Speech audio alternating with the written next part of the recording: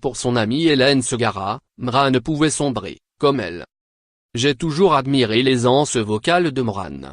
Quand je l'ai rencontrée au début de ma carrière, j'ai découvert une femme d'une rare humilité, accueillante et bienveillante. Entre nous, c'était parti pour le meilleur et pour le rire.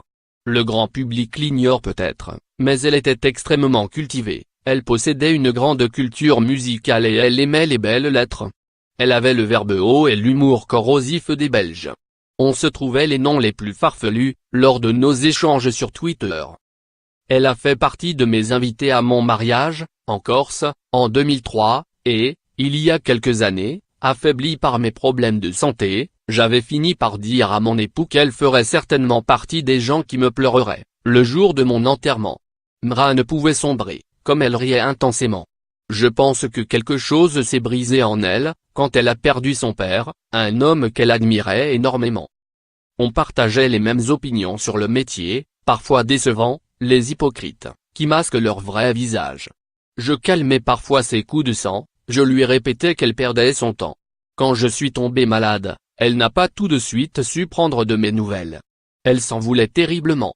Réunie sur un plateau de l'émission Shabada, elle n'arrêtait pas de me prendre dans ses bras, elle ne voulait plus me quitter. On se retrouvait de temps en temps, en Belgique. À chaque fois que je faisais de la promo à Bruxelles, on finissait par dîner ensemble et on continuait de délirer par texto tard jusqu'aux premières heures du lendemain matin. C'était une bonne vivante. Chez elle, elle régalait avec son pain de viande. Ses récents problèmes de voix l'avaient beaucoup stressée, mais elle se réjouissait de l'avoir retrouvée et de revenir devant son public, avec des chansons de Jacques Brel. Je me souviens de l'enregistrement d'un duo, ici, pour mon album Autour de la Terre. Nous étions au studio ICP, à Bruxelles. Alors qu'elle enregistrait en cabine, je n'avais de cesse de répéter à l'ingénieur du son combien sa voix de velours me laissait muette. Quand j'ai pris sa place derrière la vitre de verre, elle s'est dite bluffée par ma voix de cristal au même ingénieur du son. Celui-ci nous a par la suite déclaré que nous n'étions pas copines pour rien. Mran était une hypersensible, qui vivait tout avec passion. Elle adorait sa fille Lou.